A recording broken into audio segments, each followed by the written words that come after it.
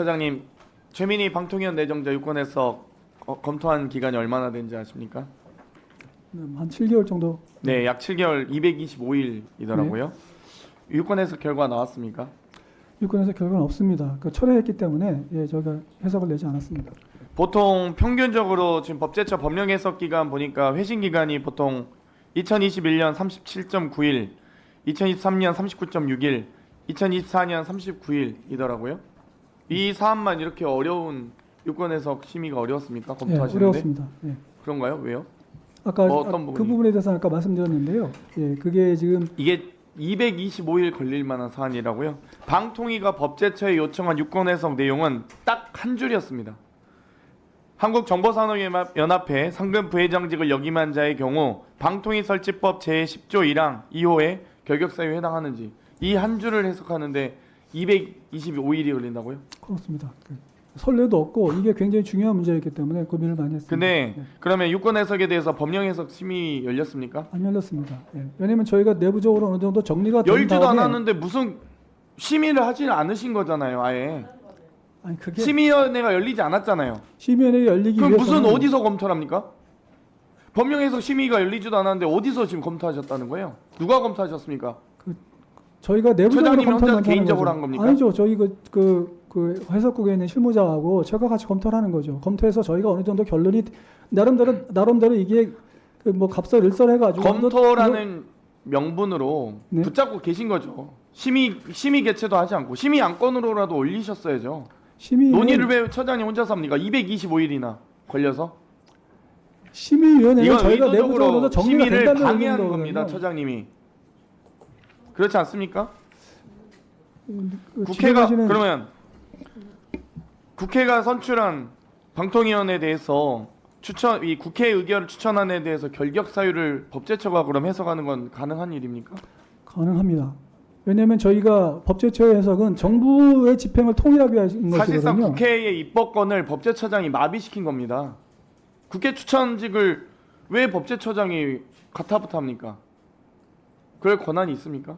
그러니까 정부의 그 집행을 통일하기 위한 법 해석을 하는 거지 않습니까? 그래서 대통령께서 이 사람을 임명할 것인지를 결정해야 되지 않습니까? 그런 법률 이게 바로 정부가 법률을 집행하는 거니까요. 정부 법률의 집행을 위해서 법제처가 유권 해석을 최종적으로 할 수 있는 권한이 있기 때문에 그렇습니다. 법제처의 법제 업무 운영 규정 제26조 아시죠? 말씀하십시오. 행정 관계 법령에 대한 해석을 한다. 그렇습니다. 헌법기관이 소관하는 법령에 대한 해석권도 있습니까? 법제처가? 헌법기관에 대한 헌법에 대해서는 저희가 해석하지 않습니다. 그렇죠. 국회 추천도 헌법기관에 소관하는 이 권한 아닙니까? 근데 왜 법제처가 마음대로 이 직무 규정에도 없는 내용을 해석하고 마음대로 의사진행을 막고 합니까? 방송통신위원회법은 헌법이 아니지 않습니까? 국회 추천 권한이잖아요. 근데 국회가 방송통신위원회법의 권한을 결격사유. 행사해서 추천을 했는데 방통위가 그걸 막을 권한이 있는지 또 법제처가 막을 권한이 있습니까? 방통위 법에 의해서 국회에 추천을 하지만 국회가 추천하는 권한 자체가 국회 의결로 권한으로 의결한 거 아닙니까? 그러면 개인이 국회의장 개인이 추천했습니까? 아니잖아요. 국회 본회의 의결을 통과한 안건 아닙니까? 그럼 의원님께서 질문하시는 취지는 국회에서 의결을 하면 무조건 다 임명해야 된다 그런 취지로 그렇죠. 말씀하시는 겁니까? 그렇죠. 그 그게 부분에- 상권분립 아닙니까? 그 부분에 대해서는 저는 동의하지 않습니다. 왜냐하면 용어가 추천이지 않습니까? 국회가 본회의 의결로 추천을 했는데 그럼 그걸 대통령이 하기 싫다고 막거나 아니, 법제처가 유권 해석을 마음대로 해가지고 국회 추천 권한을 제한할 수 있습니까? 아니요. 법제처가 국회 입법권을 제한할 수 있습니까? 그렇게 말이 안 되죠 그건. 아니죠. 왜냐하면 그렇게 말씀하신다면 국회에서 추천하는 것은 반드시 임명해야 된다 그러면 임명해야죠. 국회가 임명권을 행사하는 거지 않습니까? 그러면 거부권을 행사하는 거죠. 국회 추천 권한에 대해서 그러면 법제처나 또는 대통령이 거부권을 행사할 수 있습니까? 인사에 대해서 입법도 아니고 법안이 아니지 않습니까? 추천직은. 아니요.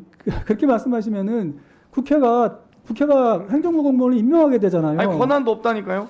법제처는 법제처가 국회 추천 권한을 막을 권한이 어디 있냐고요.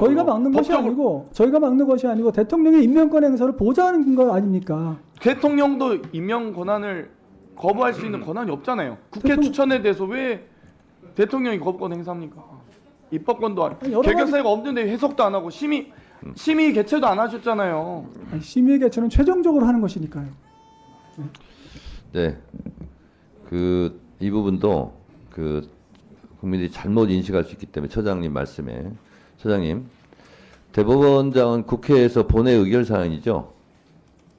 대법원장. 그렇습니다. 그러면 의결해서 하면 국회에서 대법원장을 임명하는 겁니까? 그건 아니잖아요. 헌법재판관, 헌법재판관, 대법관 국회에서 다 의결하거든요. 그러면 국회에서 의결해서 본이 통과했으니까 국회가 임명했다라고 말할 수 있어요? 그렇지 그건 않습니다. 아니잖아요. 종이 그래서 그렇게 돼 있지 않습니까? 아까 말씀하실 때 그러면 그게 국회에서 임명하는 거죠. 이렇게 말씀하시는 것은 대단한 비약이다 이렇게 생각이 듭니다.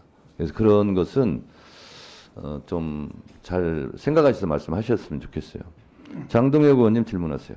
예, 처장님, 정부가 정책 추진하면서 국정 과제에 대해서는 입법도 중요한데 결과적으로는